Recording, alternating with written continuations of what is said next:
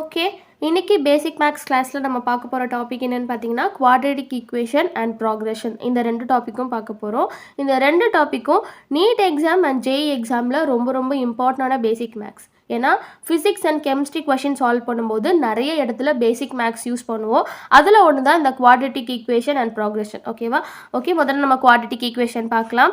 NEET எக்ஸாமில் ஃபிசிக்ஸில் கைனமேட்டிக்ஸில் concept of range, maximum height, motion under gravity, இந்த இடத்துலலாம் நீங்கள் குவாட்ரேட்டிக் ஈக்குவேஷன் யூஸ் பண்ணுவீங்க. அண்ட் கெமிஸ்ட்ரியில் ஈக்லிபிரியம் கான்ஸ்டன்ட், கெமிக்கல் கைனடிக்ஸ், இந்த சாப்டர்லலாம் நீங்கள் குவாட்ரேட்டிக் ஈக்குவேஷன் யூஸ் பண்ணுவீங்க. சரி, ரொம்ப ரொம்ப இம்பார்ட்டன்ட். அண்ட் ஜேஇ மெயின்ஸில் பார்த்தீங்கன்னா direct questions on properties of roots. So JEE question, JEE mains and advance level கொஷினில் வந்து ப்ராப்பர்ட்டிஸ் ஆஃப் ஃப்ரூட்ஸ் கேட்பாங்க, கிராஃப் கொஷின் இருக்கும், அதுக்கப்புறம் ஈக்குவேஷன் இன் நியூ வேரியபிள், இந்த இடத்துலலாம் வந்து நம்மளுக்கு குவாட்ரேட்டிக் ஈக்குவேஷன் ரொம்ப ரொம்ப இம்பார்ட்டண்ட்டாக இருக்கும். சரியா? இன்னைக்கு வீடியோவில் நம்ம நீட் எக்ஸாமில் எப்படி யூஸ் பண்ண போகிறோம் அப்படிங்கிறத பார்க்க போகிறோம். ஜேஇ உங்களுக்கு வேணும் அப்படின்னா கமெண்ட்டில் சொல்லுங்கள், நான் நெக்ஸ்ட் வீடியோவில் அப்லோட் பண்ணுறேன். Okay, see, what is quadratic equation? A quadratic equation is a polynomial equation of degree 2. அதாவது டிகிரி 2 இருக்கிற பாலினாமியல் ஈக்குவேஷன் தான் வந்து என்னது குவாட்ரேட்டிக் ஈக்குவேஷன். பாலினாமியல் ஈக்குவேஷன்னா என்னன்னு தெரியும்ல, ஒரு அல்ஜிப்ரைக் ஈக்குவேஷனில் அட்லீஸ்ட் ஒன் வேரியபிள் இருந்துச்சு அப்படின்னா அது நம்ம பாலினாமியல் ஈக்குவேஷன் அப்படின்னு சொல்லுவோம். இது எல்லாருக்கும் தெரியும்ல. இதில் டிகிரி 2 இருக்கிற பாலினாமியல் ஈக்குவேஷன், அதாவது அந்த வேரியபிளுக்கு ஹையஸ்ட் பவர் வந்து 2வாக இருக்கும், அதுதான் பாலினாமியல் ஈக்குவேஷன் ஆஃப் டிகிரி 2. ஓகேவா? இதுதான் நம்ம என்ன சொல்கிறோம், குவாட்ரேட்டிக் ஈக்குவேஷன் அப்படின்னு சொல்கிறோம். இங்கே பார்த்தீங்கன்னா தெரியும், இதோட standard form ax² + bx + c = 0. இதுதான் இதோட ஸ்டாண்டர்ட் ஃபார்ம். ஓகே, இதில் a ≠ 0. ஏன்? இதோட ஹையஸ்ட் பவர் வந்து 2, கரெக்டாக? அப்போ இந்த இடத்துல ஏவோட வேல்யூ 0வாக இருந்துச்சு அப்படின்னா இந்த டோட்டல் டேர்மும் 0 ஆயிரும். அப்போ எப்படி இது குவாட்ரேட்டிக் ஈக்குவேஷன் ஆகும்? அதனால தான் இங்கே எழுதியிருக்கேன் a ≠ 0. சரியாப்பா? இந்த ஈக்குவேஷனில் உங்களுக்கு பார்க்கும்போது தெரியுதாப்பா, இந்த வேரியபிளுக்கு ஹையஸ்ட் பவர் என்னவா இருக்குது, 2வாக இருக்குது. இதை தான் நம்ம என்ன சொல்கிறோம், குவாட்ரேட்டிக் ஈக்குவேஷன் அப்படின்னு சொல்கிறோம். சரியா? இந்த இடத்துல இந்த ஏபிசி இதெல்லாம் கான்ஸ்டன்ட், இந்த ரெண்டும் தான் வேரியபிள். நம்ம என்ன பண்ணுவோம், இந்த வேரியபிளோட ஆன்சர் தான் கண்டுபிடிப்போம். கரெக்டாக? தெரியும்ல. ஸோ நம்மளோட நீட் எக்ஸாமில் எப்படி இருக்குன்னு பார்த்தீங்கன்னா இந்த எக்ஸ் வேல்யூ கண்டுபிடிக்கிற மாதிரி இருக்கும். ஒன்று எக்ஸ் வேல்யூ கண்டுபிடிச்சி வேறு ஏதாவது ஒரு இதில் சப்ஸ்டியூட் பண்ணுற மாதிரி இருக்கும், இல்லை அந்த எக்ஸ் வேல்யூவே டேரெக்டாக ஆன்சராகவும் இருக்கும். சரியா? ஓகே, இந்த எக்ஸ் வேல்யூ கண்டுபிடிக்கிறதுக்கு இந்த ஃபார்முலா தான் நம்ம யூஸ் பண்ணுவோம். X equal to -b ± √b² - 4ac/2a. Okay, இப்போ நம்ம ஒரு கொஷின் சால்வ் பண்ணலாம். 2x² + 5x - 3 = 0. இந்த இடத்துல இந்த எக்ஸோட வேல்யூ நம்ம கண்டுபிடிக்க போகிறோம். என்ன பண்ண போகிறோம், இந்த ஃபார்முலாவில் எல்லாத்தையும் சப்ஸ்டியூட் பண்ண போகிறோம். ஃபர்ஸ்ட் வந்து -b பியோட வேல்யூ என்னது, 5. இது a,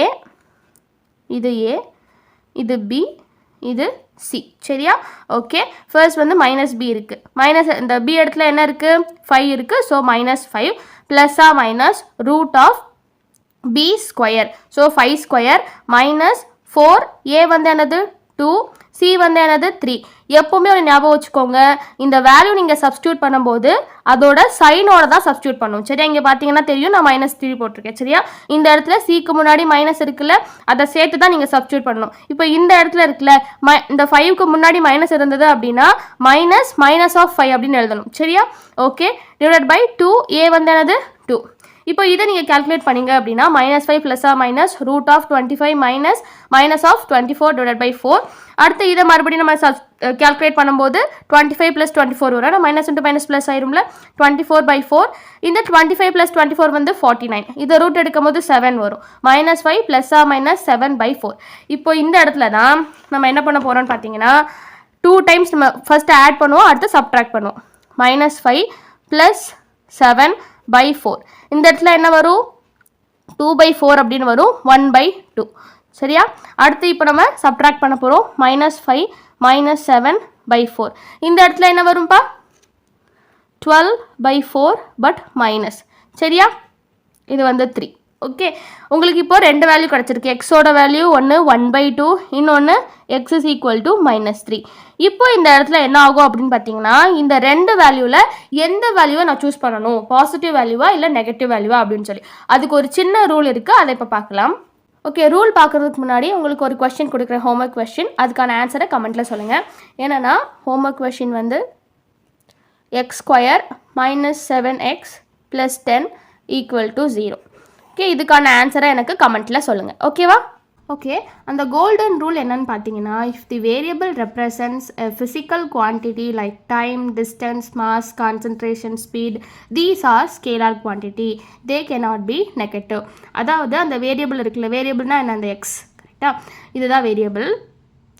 இது இந்த ஃபிசிக்கல் குவான்டிட்டியாக இருந்தால், time, distance, mass, concentration, speed, இந்த மாதிரியான ஃபிசிக்கல் குவான்டிட்டியாக இருந்தது அப்படின்னா, நீங்கள் கண்டுபிடிக்க வேண்டியது இந்த மாதிரியான ஃபிசிக்கல் குவான்டிட்டியாக இருந்தது அப்படின்னா அது நெகட்டிவாக இருக்காது. எதனால்? இங்கே கொடுத்துருக்கிற இந்த physical quantity, time, distance, mass, concentration, speed, இதெல்லாம் என்னது, ஸ்கேலார் குவான்டிட்டி. ஸ்கேலார் குவான்டிட்டிக்கு டைரெக்ஷன் கிடையாது, ஒன்லி மேக்னிடியூட் தான். அது எல்லாருக்கும் தெரியும்ல.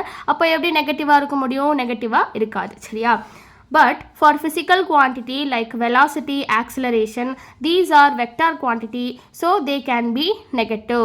So அந்த x variable வந்து velocity-ஆவோ இல்லை acceleration-ஆவோ இருந்தது அப்படின்னா அது maybe can be நெகட்டிவாக இருக்கலாம். சரியாப்பா? ஸோ இப்போ பாருங்கள், s is equal to ut plus half at square. இப்போ இந்த இடத்துல என்ன கொடுத்துருக்காங்கன்னு பார்த்தீங்கன்னா s equal to 5, u1, acceleration 4 அப்படின்னு கொடுத்துருக்காங்க. சரியா? இப்போ நீங்கள் சப்ஸ்டியூட் பண்ணுறீங்க. 5 equal to 1t plus 1/2 4t square. இப்போ இது பார்க்க எப்படி இருக்குது? இப்போ நீங்கள் என்ன பண்ணணும், இந்த இடத்துல t தான் கண்டுபிடிக்கணும், டைம் தான் கண்டுபிடிக்கணும். கரெக்டாக? இப்போ இதை பார்க்குறதுக்கு உங்களுக்கு குவாட்ரேட்டிக் ஈக்குவேஷன் மாதிரி தெரியுதா? இப்போ இதை பார்த்தீங்கன்னா 0 ஈக்குவல் டு இந்த சைடு, இதை வந்து இந்த சைடு கொண்டு வந்துடுறோம். அப்போது -5 plus t plus 2t square. இது பார்க்குறதுக்கு எப்படி இருக்குது? குவாட்ரேட்டிக் ஈக்குவேஷன் மாதிரி இருக்கா? அப்போது குவாட்ரேட்டிக் ஃபார்முலா யூஸ் பண்ணி இந்த டைம் வந்து நம்ம கண்டுபிடிச்சிடலாம். அதில் உங்களுக்கு 2 வேல்யூ வரும்.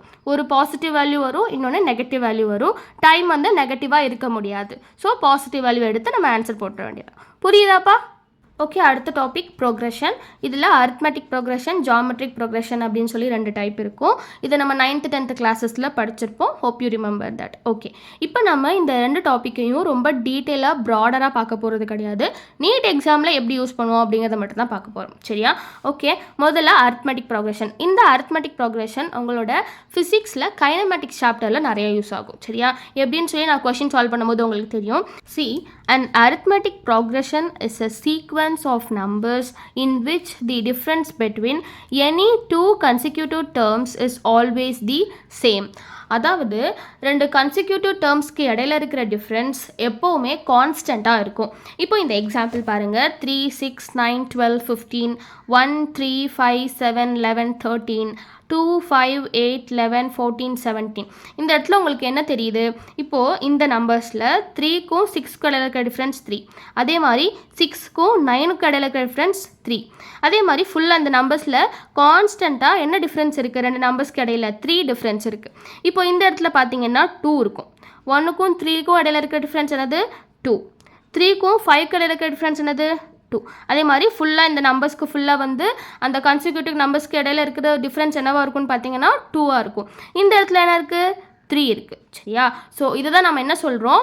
Arithmetic progression. அதாவது தமிழில் என்ன சொல்லுவாங்கன்னு பார்த்தீங்கன்னா கூட்டு தொடர் வரிசை. அதாவது அடுத்தடுத்த கன்சிக்யூட்டிவ் டேர்ம்ஸ்க்கு இடையில இருக்கிற டிஃப்ரென்ஸ் வந்து கான்ஸ்டண்ட்டாக இருக்கும். அதுதான் இதுக்கான மீனிங். சரியாப்பா? ஓகே, இந்த அரித்மெட்டிக் ப்ரோக்ரெஷனில் உங்களுக்கு ஒரு 4 டேர்ம்ஸ் நல்லா தெரியணும். ஃபர்ஸ்ட் ஒன் வந்து ஏங்கிறது ஃபர்ஸ்ட் டேர்ம். இப்போ நம்ம பார்த்தோம்ல இந்த நம்பர்ஸ்லாம், இப்போ 3, 6, 9, 12 இந்த இடத்துலலாம் பார்த்தீங்கன்னா உங்களுக்கு வந்து ஃபர்ஸ்ட் நம்பர் என்னது? 3. அதுதான் ஏ. சரியா? இப்போ அதே மாதிரி 1, 3, 5, 7 இந்த இடத்துல ஃபர்ஸ்ட் நம்பர் வந்து 1. இதுதான் நம்ம ஏ அப்படின்னு சொல்கிறோம். சரியா? ஃபர்ஸ்ட் டேர்மை தான் நம்ம ஏ அப்படின்னு சொல்கிறோம். அடுத்தது டி அப்படிங்கிறது காமன் டிஃப்ரென்ஸ். அதாவது இந்த நம்பர்ஸ் கடையில் இருக்கிற காமன் டிஃப்ரென்ஸ் என்னவோ அதுதான் டி. இப்போ இந்த நம்பர்ஸில் பார்த்தோன்னா காமன் டிஃப்ரென்ஸ் என்னவாக இருந்தது? 3ஆக இருந்தது. இந்த இடத்துல 2ஆக இருந்தது. சரியா? ஸோ இப்போ இந்த இடத்துல டி பார்த்தோன்னா 3, இந்த இடத்துல டி வந்து 2. சரியாப்பா? ஓகே, அடுத்தது என் அப்படிங்கிறது nth டேர்ம் ஃபார்முலா. இது நான் சொல்லிக் கொடுக்குறேன். அடுத்தது Sn அப்படிங்கிறது sum of the first n terms. இது நம்ம பார்க்கலாம் இந்த ரெண்டையும். சி, டி அப்படிங்கிறது காமன் டிஃப்ரென்ஸ். நம்ம இதை பார்த்தோன்னே ஈஸியாக தெரிஞ்சுக்கலாம். a2 - a1. அதாவது இந்த ரெண்டையும் நம்ம மைனஸ் பண்ணும்போது இதிலேருந்து இதை நம்ம மைனஸ் பண்ணும்போது நம்மளுக்கு அந்த டிஃப்ரென்ஸ் தெரிஞ்சிடும். அதான் இங்கே எழுதியிருக்கேன் a2 minus a1 a3 minus a2. சரி, இது நம்மளுக்கு தெரியும். பட் இந்த nth டேர்ம் ஃபார்முலா இருக்குல்ல, இதை தான் நம்ம தெரிஞ்சுக்கணும். ஓகே, இந்த nth டேர்ம் ஃபார்முலா என்னன்னு பார்த்தீங்கன்னா an equal to a plus n minus 1 into d. இது ரொம்ப ரொம்ப இம்பார்ட்டண்டான ஃபார்முலா. நம்ம அடுத்த கொஷின் சால்வ் பண்ணும்போது இதை யூஸ் பண்ணி தான் சால்வ் பண்ண போகிறோம். நல்லா பார்த்துக்கோங்க. ஓகே, இப்போது இந்த நம்பர் எடுக்கிறோம் 3, 6, 9, 12, 15 அந்த நம்பர் எடுக்கிறோம். இதில் எனக்கு 4th டேர்மில் எந்த நம்பர் வரும் அப்படின்னு நான் கண்டுபிடிக்கணும்னா, இப்போ இந்த இடத்துல நிறைய நம்பர்ஸ் கொடுத்துருக்காங்க. பட் இந்த 4th டேர்ம் நம்பர் உங்ககிட்ட கொடுக்கல. இதே மாதிரி நிறைய நம்பர்ஸ் கொடுத்துருக்காங்க, 4th டேர்ம் நம்பர் கொடுக்கலன்னு வச்சுக்கோங்க. அப்போ நம்ம அதை எப்படி கண்டுபிடிக்கிறது அப்படிங்கிறது தான் இந்த ஃபார்முலா. 4th டேர்ம் இப்போ நம்ம வந்து இந்த n இருக்குல்ல, இந்த இடத்துல 4 அப்படின்னு சப்ஸ்டிட்யூட் பண்ண போகிறோம். சி a4 equal to a first term என்னது இந்த இடத்துல 3 ப்ளஸ் n வந்து என்னது 4. ஓகே, 4th டேர்ம் எடுக்கிறோம்ல 4 மைனஸ் 1 d டிஃப்ரென்ஸ் என்னது, இந்த நம்பரில் இருக்கிற டிஃப்ரென்ஸ் என்னது 3. ஓகே, இதை நம்ம சால்வ் பண்ணும்போது நம்மளுக்கு 12 அப்படின்னு கிடைக்கும். சரியா, 4th டேர்மில் 12 இருக்கும். இப்போ இந்த இடத்துல பார்த்தீங்கன்னா 1 2 3 4 4th டேர்மில் என்ன நம்பர் இருக்குது, 12 இருக்கா, வந்துடுச்சா? ஓகே, இதுதான் வந்து என்னது nth டேர்ம் ஃபார்முலா. இந்த மாதிரி டைரெக்டாலாம் கொஸ்டின் இருக்காது, நம்ம கொஸ்டின் சால்வ் பண்ணும்போது உங்களுக்கு புரியும். ஓகே, அடுத்தது sum of the first n terms. அதாவது அதோட ஃபார்முலா என்னென்னு பார்த்தீங்கன்னா Sn equal to n/2 into 2a plus n minus 1 into t. இப்போ எனக்கு அதே மாதிரி எனக்கு என்ன கேட்குறேன்னா ஃபர்ஸ்ட் 4 டேர்ம்ஸோட சம் கேட்குறேன். சரியா, அப்போ S4 ஈக்குவல் டு இதுதான் n. அப்போ n வந்து என்னது 4/2 இன்ட்டு 2, a வந்து 3 first term 3 plus 4 minus 1, n வந்து 4 தானே, 4 மைனஸ் 1 இன்ட்டு 3. இப்போ இதை சால்வ் பண்ணும்போது நம்மளுக்கு என்ன கிடைக்குது, 30 கிடைக்குது. இந்த இடத்துல இந்த ஃபஸ்ட்டு 4 நம்பர்ஸ் இருக்குல்ல, அதாவது 3 6 9 12 இந்த எல்லா நம்பர்ஸையும் ஆட் பண்ணி பாருங்கள், உங்களுக்கு 30 வரும். சரியா, அதுதான் வந்து என்னது sum of the first n terms. உங்களுக்கு ஃபர்ஸ்ட்டில் இருக்கிற எத்தனை n டேர்ம்ஸோட சம் வேணுமோ அதை கண்டுபிடிக்கிறதுக்கு இந்த ஃபார்முலா யூஸ் பண்ணும். சரியாப்பா? ஓகே, இப்போ இந்த ஏபி இருக்குல்ல, அரித்மெட்டிக் ப்ராக்ரெஷன், இது வந்து கைனமேட்டிக்ஸில் nth term of this AP அப்படின்னு டேரெக்டாக கேட்பாங்களா அப்படின்னா கிடையாது. இந்த அரித்மெட்டிக் ப்ராக்ரெஷன் வந்து ஒரு ஹிடன் டூலாக இருக்கும். Like motion under constant acceleration இருக்குல்ல, அந்த இடத்துல தான் அதிகமாக இது யூஸ் ஆகும். இப்போ இந்த கொஸ்டின் பாருங்கள். C a particle moving with constant acceleration. எதுக்கு constant acceleration அப்படின்னு சொல்கிறேன், நம்ம arithmetic progressionல என்ன பார்த்தோம், அடுத்தடுத்த consecutive termsக்கு இடையில இருக்கிற டிஃப்ரென்ஸ் கான்ஸ்டண்ட்டாக இருக்கும் அப்படின்னு பார்த்தோமா. அப்போது constant acceleration இருக்கணும். சரியாப்பா? இங்கே பாருங்கள், constant acceleration has velocities of 5 meter per second and 50 meter per second at times 2 second and 4 second respectively. What was its initial velocity? இப்போ இந்த இடத்துல என்ன கேட்குறாங்க, ஒரு பார்ட்டிக்கிள் கான்ஸ்டன்ட் ஆக்சலரேஷனில் மூவ் ஆகிட்டுருக்கு. அதோட வெலாசிட்டிஸ் பார்த்தோம் அப்படின்னா 2 செகண்டில் 5 மீட்டர் per செகண்ட், 4 செகண்டில் 15 மீட்டர் per செகண்ட். அதோட இனிஷியல் வெலாசிட்டி என்ன அப்படின்னு கேட்குறாங்க. இப்போ நம்ம எல்லோரும் என்ன பண்ணுவோம், உடனே ஈக்குவேஷன் ஆஃப் மோஷன் யூஸ் பண்ணுவோம். எதனால், கான்ஸ்டன்ட் ஆக்சலரேஷன்.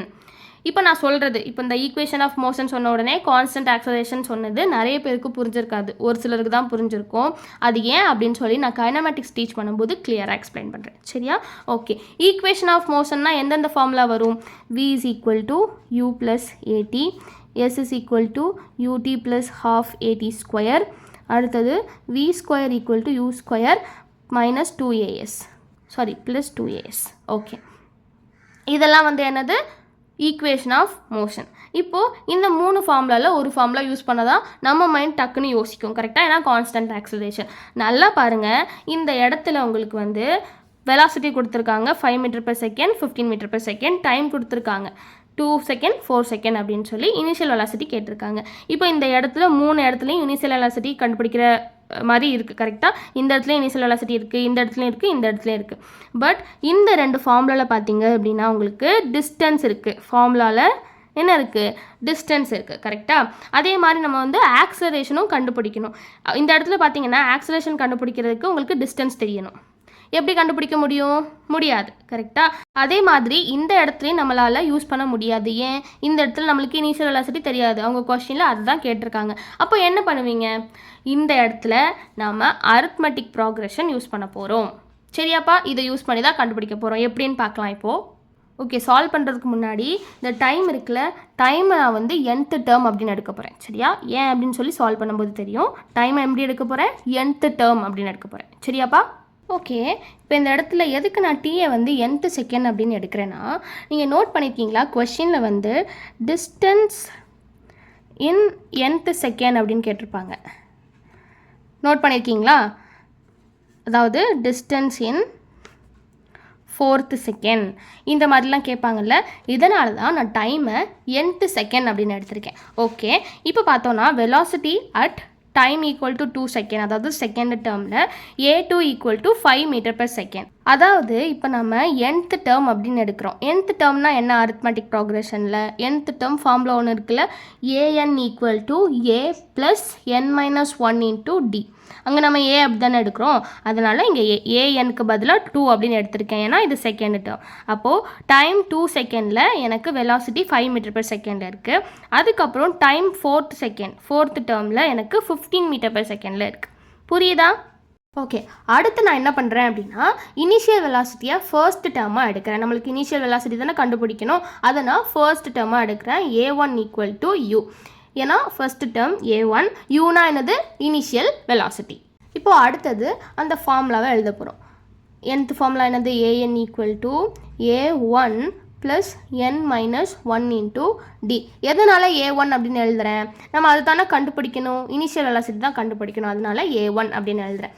இப்போ என்ன பண்ண போகிறோம் அப்படின்னு பார்த்தீங்கன்னா, a2 அண்ட் a4 இந்த ரெண்டுக்கும் நாம் இந்த ஃபார்முலா யூஸ் பண்ணி கண்டுபிடிக்க போகிறோம். ஃபர்ஸ்ட் வந்து a2 கண்டுபிடிக்கலாம். அப்படி கண்டுபிடிக்கும் போது a2 ஈக்குவல் டு a1 என்னது? நம்மளோட initial velocity u plus n வந்து என்னது? இதான n. Okay, 2 - 1 into d. அப்போ என்ன வரும்?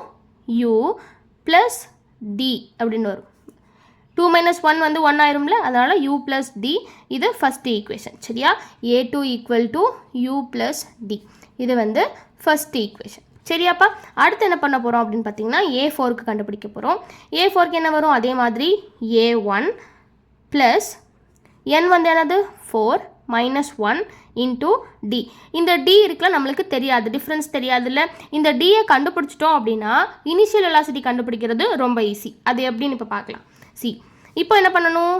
இதை சால்வ் பண்ணோம் அப்படின்னா a4 ஈக்குவல் டு a1 என்னது? Initial velocity u plus 4 - 1 3d. சரியா? இது நம்மளோட செகண்ட் ஈக்குவேஷன். இப்போ என்ன பண்ண போகிறேன் அப்படின்னு பார்த்தீங்கன்னா, இந்த செகண்ட் ஈக்குவேஷனை ஃபஸ்ட் ஈக்குவேஷனால் சப்ட்ராக்ட் பண்ண போகிறேன். சப்ட்ராக்ட் பண்ணும்போது எப்படி வரும்?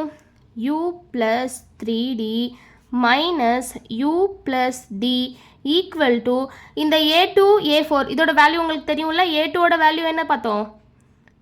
5 மைனஸ் a4ஓட வேல்யூ என்னது? 15. என்ன பண்ணியிருக்கேன் அப்படின்னு சொல்லி உங்களுக்கு புரியுதில்ல? இந்த ரெண்டையும் நம்ம சப்ட்ராக்ட் பண்ணோன்னா இந்த மாதிரி தானே வரும். புரியுதா? இந்த சைடில் இருக்கிறது இந்த சைடில் எழுதியிருக்கேன், இந்த சைடில் இருக்கிறது இந்த சைடு எழுதியிருக்கேன். புரியுதுல உங்களுக்கு? கண்டிப்பாக புரியும். நான் உங்களுக்கு எழுதி காட்டிடுறேன். நம்மளுக்கு என்ன பண்ணணும்? இப்போது a4-ஐ a2-ஆல் மைனஸ் பண்ணும். எப்படி பண்ணுவோம்? a4ஓட வேல்யூ என்னது? இந்த சைடு எழுதிக்கிறோம். ஓகே, a4ஓட வேல்யூ என்னது? 15 மைனஸ் a2ஓட வேல்யூ என்னது? 5 ஈக்குவல் டு a4 வந்து என்னது நம்ம கண்டுபிடிச்சது? u plus 3d minus u plus d. இதுதான் இங்கே எழுதியிருக்கேன். சரியா? இப்போது இதை நம்ம சால்வ் பண்ணும்போது நம்மளுக்கு டியோட வேல்யூ 5 மீட்டர்/செகண்ட் கிடைக்கும். எப்படி? இந்த ரெண்டையும் நம்ம மைனஸ் பண்ணால் 10. இந்த இடத்துல இது வந்து மைனஸ் உள்ள போகுமா? அப்போ என்ன ஆகும்? -u மைனஸ் d அப்படின்னு ஆயிரும். -u ப்ளஸ் u கேன்சல் ஆயிரும். 3d மைனஸ் d வந்து என்னது? 2d. அதை யூஸ் பண்ணி நம்ம டியோட வேல்யூ கண்டுபிடிச்சாச்சு. இந்த டியோட வேல்யூவை ஈக்குவேஷன் 1 or 2ல் சப்ஸ்டியூட் பண்ணி நம்ம இனிஷியல் வெலாசிட்டி ஈஸியாக கண்டுபிடிச்சிடலாம். இப்போ பாருங்கள், நான் ஃபஸ்ட்டு ஈக்குவேஷன் எடுத்திருக்கேன். u plus d equal to a2. a2 என்னதுப்பா? 5. u வந்து நம்மளுக்கு தெரியாது, d வந்து 5. அப்போ u வந்து என்னது? 5 - 5 ஈக்குவல் டு 0.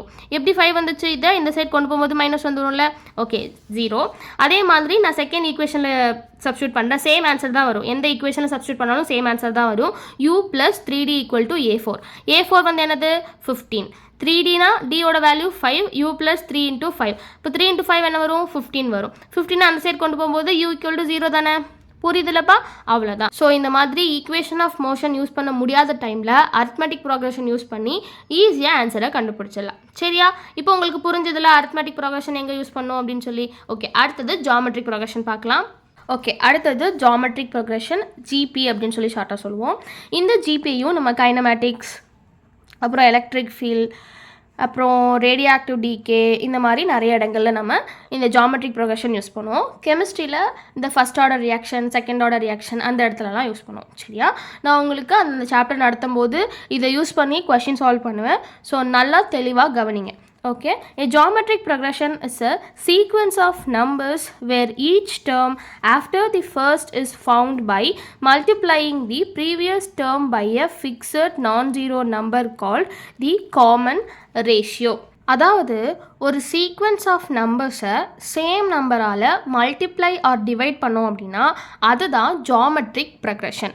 அரித்மெட்டிக் ப்ரொக்ரெஷனில் நம்ம என்ன பண்ணோம்? ஆட் ஆர் சப்ட்ராக்ட் பண்ணோம். தெரியும்ல, இப்போது 3, 6, 9, 12 இதில் பார்த்தோன்னா இந்த நம்பரையும் இந்த நம்பருக்கும் இந்த நம்பருக்கும் இதில் இருக்க டிஃப்ரென்ஸ் வந்து 3ஆக இருக்கும். ஏன்னா இது கூட 3யை ப்ளஸ் பண்ணும்போது 6 கூட 3யை ப்ளஸ் பண்ணும்போது 9. இந்த மாதிரி அரித்மெட்டிக் ப்ரோக்ரெஷனில் நம்ம சேம் நம்பர்ஸால் என்ன பண்ணோம்? ஆட் பண்ணோம். பட் ஜாமெட்ரிக் ப்ரொக்ரெஷனில் சேம் நம்பர்ஸால் மல்டிப்ளை ஆர் டிவைட் பண்ணும். சரியா, இந்த ஜிபியில் உங்களுக்கு ஒரு ஜெனரல் சீரிஸ் இருக்கும். அதிலேருந்து நம்ம காமன் ரேஷியோ கண்டுபிடிச்சி ஒரு ஃபார்முலாவில் சப்ஸ்டியூட் பண்ணுவோம். அதோட ஜெனரல் சீரிஸ் என்னென்னு பார்த்தீங்கன்னா a plus a r plus a r square plus a r cube plus a r power 4 plus a r power 5 இந்த மாதிரி போயிட்டே இருக்கும். ஓகே, இது அதோட ஜெனரல் சீரிஸ், ஜெனரல் ஃபார்ம்.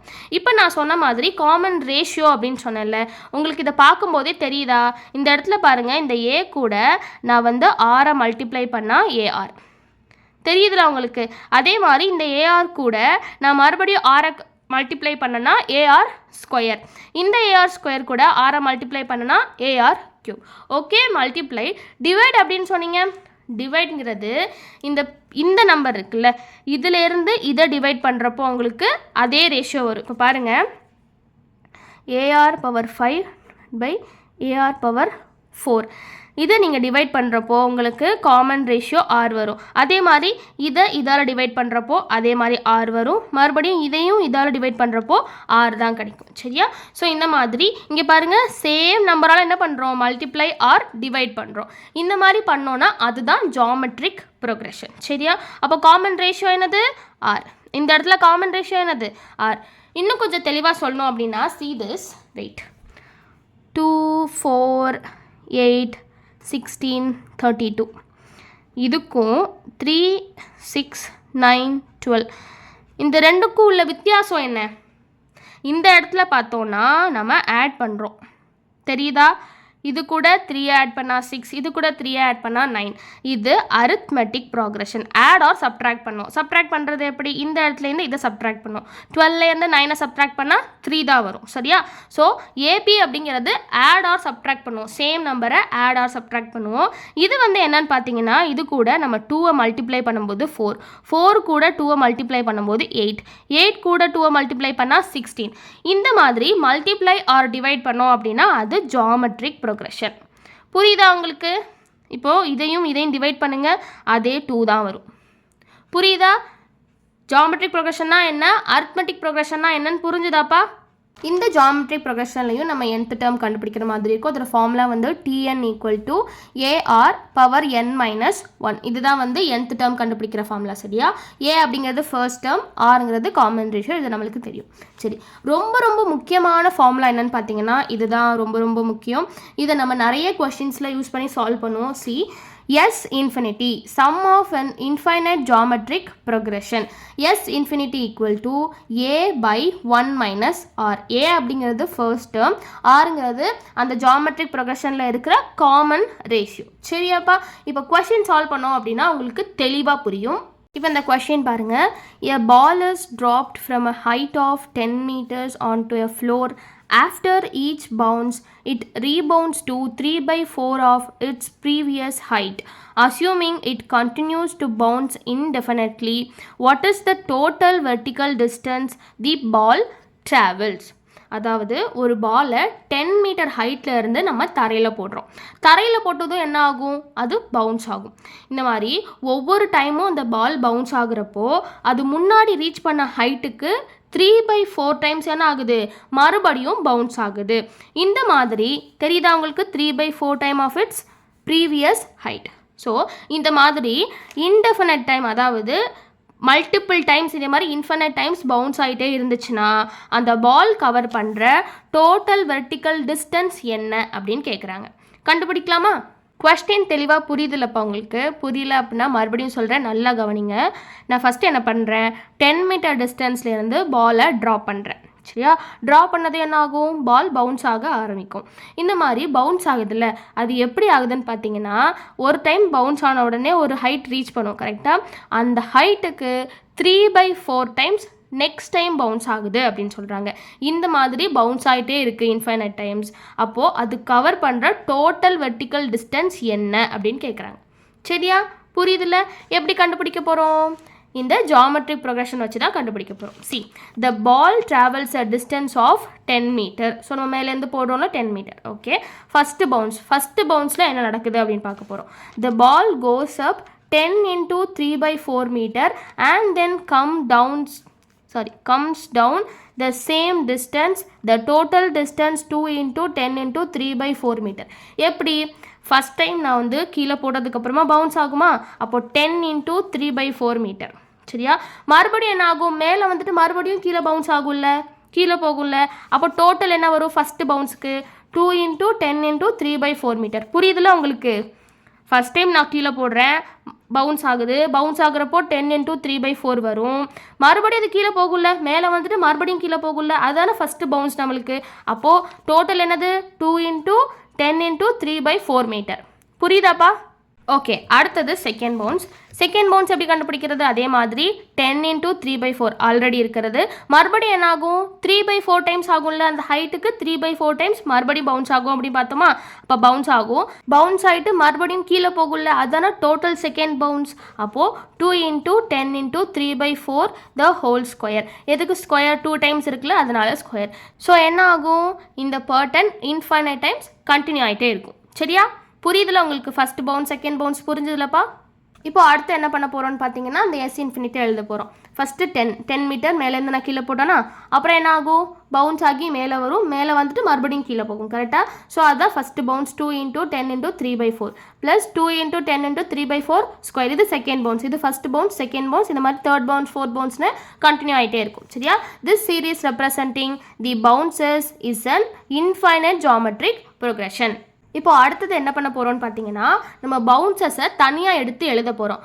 ஏன்னா ஃபஸ்ட் டைம் நம்ம போடுறோம்ல, அப்போ என்ன பண்ணுறோம், ட்ராப் பண்ணுறோம். கரெக்டாக 10 மீட்டர் டிஸ்டன்ஸ்க்கு நம்ம மேலேருந்து கீழே ட்ராப் பண்ணுறோம். அப்போது அது வந்து பவுன்சஸில் ஆட் ஆகாது. கரெக்டாக? ஸோ பவுன்சஸை தனியாக கேல்குலேட் பண்ணிவிட்டு அது கூட அந்த ட்ராப்பையும் நம்ம ஆட் பண்ண போகிறோம். சரியா? ஓகே, அப்போ எப்படி எழுதலாம்? 20 into 3/4 first bounce, second bounce வந்து 20 into 3/4 ஸ்கொயர், தேர்ட் பவுன்ஸ் என்ன ஆகும், 3/4 கியூப், ஃபோர்த் பவுன்ஸ் 4 வரும். அதே மாதிரி ஃபிஃப்த், அதே மாதிரி கண்டினியூ ஆகிட்டே இருக்கும். சரியா? இப்போ இந்த இடத்துல நம்ம கண்டுபிடிக்கணும். என்ன கண்டுபிடிக்கணும்? ஏ வந்து என்னது? ஃபஸ்ட்டு டேர்ம் என்னது? இதுதான் 20 into 3/4. இதை சால்வ் பண்ணோன்னா 15 கிடைக்கும். இதில் காமன் ரேஷியோ என்னதுப்பா? 3/4. பார்த்தாலே தெரியுது 3/4. இப்போ ஃபார்முலாவில் சப்ஸ்டியூட் பண்ண போகிறோம். S இன்ஃபினிட்டி ஈக்குவல் டு, ஏன்னா இன்ஃபினிட் டைம்ஸ் என்ன ஆகுது, பால் வந்து பவுன்ஸ் ஆகுதுல்ல. Okay, A/1 - R. A வந்து 15, 1 - 3/4. ஸோ இதை சால்வ் பண்ணும்போது நம்மளுக்கு 60 மீட்டர் கிடைக்கும். இப்போ நம்ம கண்டுபிடிச்ச இந்த டிஸ்டன்ஸ் என்னது? பவுன்ஸோட டிஸ்டன்ஸ். நம்மளுக்கு டோட்டல் டிஸ்டன்ஸ் கண்டுபிடிக்கணும்ல. அப்போ டோட்டல் டிஸ்டன்ஸ் என்னது? இது sum of bounces 60 metre. Total distance கண்டுபிடிக்கணும்னா S total equal to drop plus bounce. Okay, drop வந்து 10, பவுன்ஸ் வந்து 60. அப்போ டோட்டல் 70 மீட்டர். அப்போ the total vertical distance the ball travels is 70 meter. சரியா? ஈஸியாக இருக்குல்ல? ஜாமெட்ரிக் ப்ரொக்ரெஷனை வச்சு இந்த கொஷின் சால்வ் பண்ணியிருக்கோம். இது நீட் லெவல் கொஷின் தான். சரியாப்பா? புரிஞ்சதில்ல? அவ்வளோதான்.